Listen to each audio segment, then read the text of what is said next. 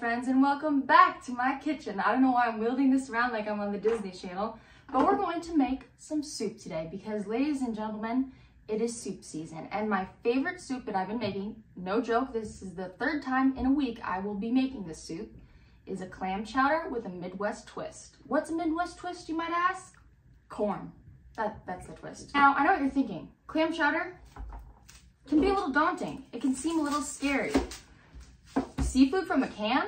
Am I a cat? No, but good food is about trusting the process. This was a recipe that I've always loved when I go to seafood restaurants. I love a good clam chowder down the shore. That's not even a real Jersey accent. But it's one of those recipes that was definitely outside my comfort zone. But I'm trying to do one recipe a week that scares me, because that's the only way I'm gonna grow and evolve as a home cook. So if you haven't noticed by now, you're gonna start by mincing up one yellow onion. You can use a white onion as well, or a vidalia, I don't know if that's how you say it, or a sweet onion. It's not really a red onion. I mean, you know what? It's your life. You can do what you want. Red onion just has that like kick to it that I feel like this needs the subtle flavors of a yellow onion. Clam chowder, it's a lot of ingredients. Yes, that's true. But at the end of the day, it's truly a pretty cost-effective meal to make because the leftovers last for a long time and they keep really well. And potatoes are low-key kind of cheap. And yes, seafood in a can does make me think of cat food. That's a thought that I have to push aside because I know that it's gonna taste good. But the good thing about seafood from a can is it is cost-effective, baby. That's right. Alrighty, now once you're done with chopping your onion, you're gonna go ahead and get your garlic ready. I've said this in my last video. Garlic, the more the merrier, in my opinion. Garlic is the foundation of everything good in cooking. I truly believe that using fresh garlic makes such a difference because even though jarred garlic is convenient, it just has like this weird taste from sitting in its own juice for so long that, yeah, it can cook out, but it kind of, when you cook it out, it loses the potency of the garlic's flavor, if that makes sense. I don't know. I am no gourmand. I just know what I like, and it's garlic. So we're gonna use 1, 2, 3, 4, 5, 6, 7 cloves of garlic. And yes, is this painstakingly long of a process to use fresh garlic, to mince it up every single time?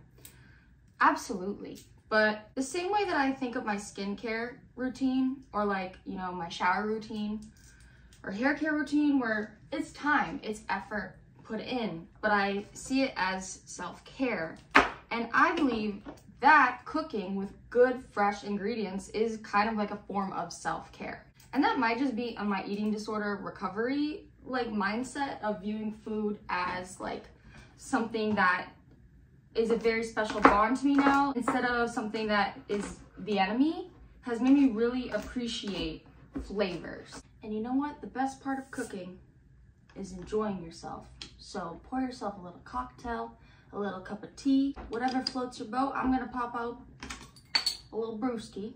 Just kidding, it's a Aperol Spritz. I've become addicted to these things, and it's a problem because now I don't even like the taste of real Aperol Spritzes. I just like the pre-made one. I feel like I'm turning into a little old lady who just, I like my cocktail my certain way, you know? Then I have to have my shows on. No, but for real, I've been watching The Golden Bachelor, and if you're not, you should be. Next, you're going to want to dice up 2 sprigs, is it called a sprig, of celery? And I'm just realizing mine are a little on the way outside, but you know what? Growing up, it was a sin to throw away perfectly good produce. So you just cut around the ugly parts. And because these are kind of small and not like a little white, I'm gonna do 3 because this one looks more green. So I'll do like a mixture. Like I said, the way that I view cooking is it's a kind of just play it by ear, or by tongue, ew, no. Play it by ear situation where if you like celery, add more celery. Speaking of turning into an elderly woman, I'm gonna put on my back brace. No, this is from years of horrible posture. And playing the piano has made me hunch over even more. Does it look crazy? Yes. But it helps a lot. And our final piece of prep work. Now, trigger warning if you also are recovered from an eating disorder, but I'm going to use a food scale. But this time for its intended use. Actually, I'm gonna play by ear, but you're gonna need about 1.25 pounds, like 1.25 pounds of potatoes. I like to do a mixture of red and Yukon Gold. Don't use russet because they have like a different skin texture. I mean, you really can. You can't, I mean, you know, like I said before, I'm not your god. And cooking is all about improvising. But I tend to enjoy the potatoes like these for my soups. But this food scale is old and finicky. I just know, because I've made this so many times, that I fill out a bowl about this size, like a small mixing bowl, with diced potatoes. So now we're gonna start peeling potatoes, which always makes me feel like I'm in the 1800s. I don't know if this is meant to be a potato peeler. I think it came with like some cocktail making kit that I got and is meant for like peeling lemons. But I make do with what I have. I may have to stop filming this part because I truly do not think my phone has enough storage on it to record myself peeling all these potatoes. People are always like, oh, when I win the lotto, I would get a private chef. I would have my own chef. No, you know what I would get is my own prep cook because I like cooking. I just hate doing this part. But you know what? A little hard labor builds character and it makes the food somehow taste better when you know that you put your own sweat, tears, and hopefully not blood in it. All right, only took me about 20 minutes, but here we have our potatoes. And then we're just gonna dice them into little cubes. It's okay, they don't have to all be the same shape, but I like something about this size, about the size of a quarter. And just like that, the potatoes are ready to go, and all of your prep work is complete, save one thing. We're gonna fry up some bacon. I'm going to be using veggie bacon from Morningstar because I don't eat real meat, but it tastes just as good. This is the world's weirdest angle, and I'm about to get oil in my hair, but we're gonna fry up some bacon. Good base for everything that I make starts with pan, oil, and butter. One thing about my cooking style is it's chaotic and unorganized.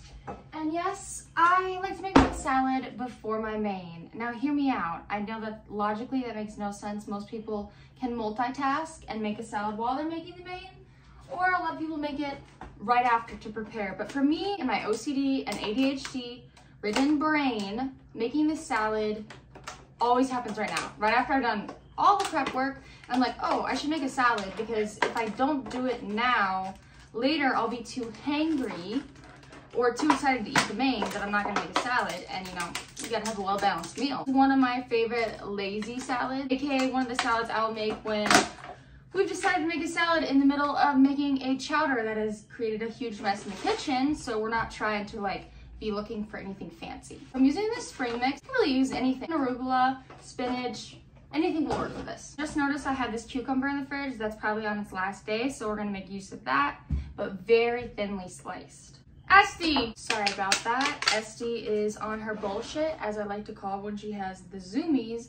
And I'm also dog sitting right now, and she was literally stalking the dog because she likes to play with dogs. And she literally weighs 6 pounds, but was bullying this border collie who is about 80 pounds by constantly chasing it. It was actually really cute. They're friends. So then I'm gonna take some cherry tomatoes. I actually just started having to buy them again. Martin got me onto gardening. Like, he gardened this summer, so we have been having so many tomatoes. Out of all the plants we planted, those were the ones that really just seemed to grow the most. I also feel like a cop when I'm wearing this. I gotta take it off because it's not even strapped on anymore. There was actually a point where there was too many tomatoes. I was making red sauce bolognese like at least 4 times. Oh, should probably pay attention more. At least 4 times a week. And now I am sad that summer's over because I realized how much money I was saving by having tomatoes from the garden. And we really don't even have that. It's literally like a little narrow strip, and sometimes that's all you need. You don't have to have like a lot of land or a big yard or a yard to grow some really nice produce. Basil is another thing that I really got spoiled of having grown fresh this summer. Parsley, all the herbs, I'm telling you, the stuff in the can, I'm gonna use it now because I have to, because stuff like this that you get in the grocery store of actual fresh herbs is mind-numbingly expensive. Look how fresh and inviting that looks. And we're going to make a nice little easy dressing. I use a couple variations of this dressing literally all the time. Start with a scallion, another kitchen staple, I believe. Garlic and scallions is the building blocks of all good food. It's really crazy the evolution my food cooking journey has taken. I used to be somebody who didn't cook at all, or only cooked when I was making a pre-made meal kit, or I would have like a Trader Joe's microwave meal or a lean cuisine. And even if I did mildly cook, I was always using store-bought dressings, everything like that. And now you look at my fridge, you will not find one store-bought dressing. And that's not a flex, it's more of like, I'm shocked that I've become like this because I was so the opposite. But it's like, once you make your own salad dressing and you taste it, and the quality and the difference, it's like addicting. It becomes addicting, and then you never have Newman's Own in your home again. So mince up that scallion. This is not a scallion. Tell me I didn't say that before. It's a shallot. And because this is a homemade dressing, I really don't have like measurements. I just do however much oil you see fit to like properly coat them. And it depends on what you like. Like some people like a more oily dressing. I prefer a less oily dressing. Some white wine vinegar, again to taste, because vinegar is a very strong flavor and it can be polarizing for some people. But I like to do just a little bit more than I did with the olive oil. You can always add in sugar if it's a little too vinegary and you want like some more sweetness and not so much tartness. You can always add in a little honey or sugar. Some oregano, some salt, and some pepper. You gotta whisk it all together. I'd say that's pretty good. But if you want to spice it up, you can always add in some red pepper flakes or a little like teaspoon amount of Dijon mustard. Always makes great in dressings, a little lemon juice.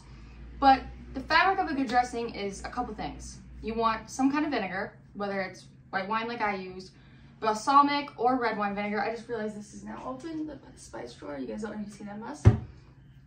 Oil, salt, pepper, and seasoning, because you always gotta season. And my dumbass forgot to get Parmesan, even though it was on the list that I made when I went to the grocery store today. So I'm using this 6-cheese Italian style blend that I think we used to make pizza the other day. And pour in our dressing using one of the, I don't even know the word for this, but it's so you can get every last bit of juice. And a lot of times with this salad, I'll also put the bacon in it, kind of like a BLT salad, if you will. But I don't feel like cooking more bacon because I really just did that for the clam chowder. But pro tip, bacon in this, really good. Voila, and there's our salad for our soup and salad night. I guess this is Panera. Except for you're not paying $40 in an entree for it, am I right? No, for real, why is Panera so expensive now? It's about to get chaotic. I say as if this whole video hasn't already been chaotic. We're experimenting with the angles. I see now why cooking shows have their ovens in the middle, because I am in a corner, but nobody puts baby in a corner. So this looks crazy, I know, but I like to prep my ingredients before I'm in the line of fire, just so I don't run around like a chicken with my head cut off, even though I probably still will. You're gonna wanna take a large soup pot, and again, start with your coat of oil. Make sure to coat the sides of this bowl, and about 3 tablespoons of butter. And you're gonna wanna get that nice and hot. What do we do in this kitchen? We cook everything on high heat. And then we're gonna add in your onion and your celery, and just let that get nice and soft and tender. About 5 minutes, I wanna say, maybe depending on the size of the pot. It's a weird angle, right? Then once those bad boys are nice and soft and fragrant and the whole kitchen smells amazing, even though it's just butter, celery, and onions, you're gonna add in your garlic.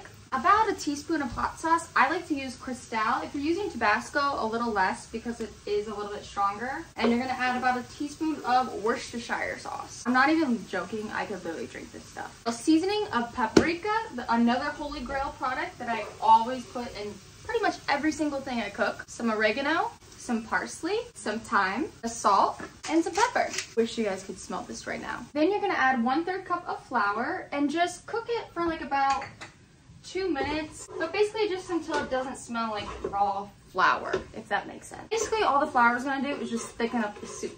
Add about a cup of vegetable broth. Then you're gonna add 3 cups of half and half. I just got one of these really cool Pyrex measuring cups, but unfortunately it only goes up to 1 cup. So we're gonna also use my Pioneer Woman, who I adore. Oh, and we're gonna spill, but that's expected. Oh my goodness. Obviously, I'm normally much cleaner than this. Just throwing that out there. If you try this recipe, one would recommend not spilling half and half all over. Then for a little bit more flavor, I'm gonna add a vegetable bouillon cube. Then we're gonna add about like 4 or 5 bay leaves. Bay leaves have so much flavor. I use these so much when cooking. I'll even eat them. I know a lot of people are weird and don't like that, so you can remove them from the soup after it's cooked with it. For clams, you're gonna wanna use 3, I don't know the size of this, but 3 cans of clams. I like to use chopped, you could use minced. And at this point, we're gonna put in the juice for them, but not the clams themselves yet. You know what? Fuck the pasta drainer thing. I'm just gonna do it this way.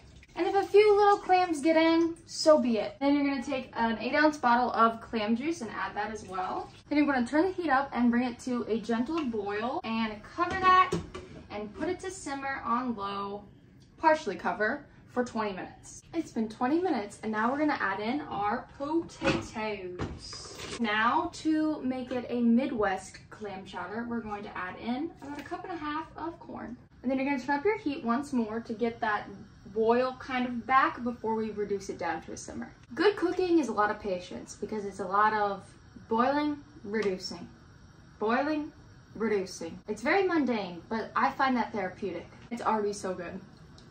And if you're watching this and you're somebody who dines in my kitchen, I don't do this if I'm making food for people other than just me and my boyfriend. I would not lick the spoon and then reuse it. I just want that out there for the people who are invited to my Halloween this year. I will not be doing that with the crab dip or the guacamole. I feel like a witch with her cauldron. This is what you need. Instead of all these ring lights, all you need is one of these. Look at that. Yeah, but that just shines it on the soup. You also have a little sauce there.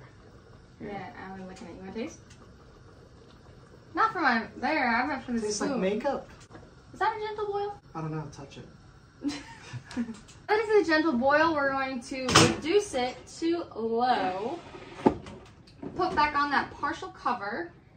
And put a timer on for 20, let's do 25 minutes, I'm gonna say, until your potatoes are fork tender. Again, it's all about your own preference. Some people like a more mushy chowder, where the potatoes are a little bit more tender. And some people like the firmer potatoes. So if you want more firm potatoes, less time. If you want a more mushy potato, that's a bad word because it really is good and mush is not a good word. You're gonna do longer. And also, soup is better the longer it sits. It is well past 9 p.m. right now, so we're not having that luxury today. But normally, I will start making this soup early in the afternoon. That way it can really like sit and have all the flavors come together and really, really thicken up. I think our potatoes are fork tender. I'm just gonna double check to make sure. Yeah, that's the perfect consistency that I like. Now we're going to actually add in the star of the show, the clams. All you really need is 5 more minutes on low to get this fully done, but I like to let it simmer a little bit longer. Now, is that because I like to use this time to shower, to clean up the kitchen, that way I don't have a mess? Maybe. Is it because I have OCD and I have to do things in a weird order that just makes sense in my brain? Maybe. Is it because I am recovered from an eating disorder, but I still have leftover habits like making dinner this big thing, this big sit down event, this big like last thing I do before I go to sleep thing? Maybe. Or maybe I just like the taste of clams that are stewed a little bit longer. We're just gonna put the lid on and we're gonna throw that on low, and I think I might actually go shower. I feel gross. I have clam juice. I literally have clam juice all over my ass. Well, the shower has commenced. I look like a glazed donut. And Martin is still working on his car, but we're gonna serve this bad boy up and wrap this video up so I can go relax. I'm just kidding. I have been relaxing, but you know, without the ring light. Look at that. One light all for the camera. I see, just woke up from a nap. You wanna say hello? Say hello. So to garnish this properly, I like to start with some cheddar cheese shredded. It could be mild or it could be sharp. Then I like to do a little bit of the bacon, a little hot sauce. If I want more of a kick, I'll use this Louisiana hot sauce, but my go-to is obviously Cristal. And some chives. And the piece de resistance, the oyster crackers. If I see steam coming from it, I probably shouldn't eat it, but I am very excited.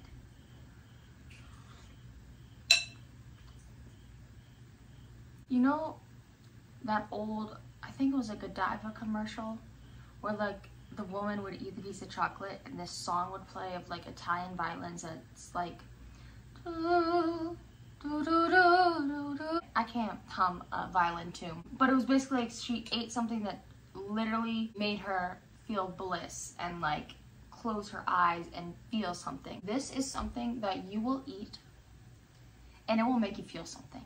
And you know, we're all just trying to feel something these days, you know? Something good, that is, because we feel a lot of the bad stuff. If you guys try this recipe, definitely tag me. Or don't, I don't care. I mean, I do care, but if one person makes this and tastes this, then I will feel that I have done my job, because I have spread the Bible of this delicious chowder. I hope you guys enjoyed this video, and I will see you guys in the next one, and I will catch you on the flip side.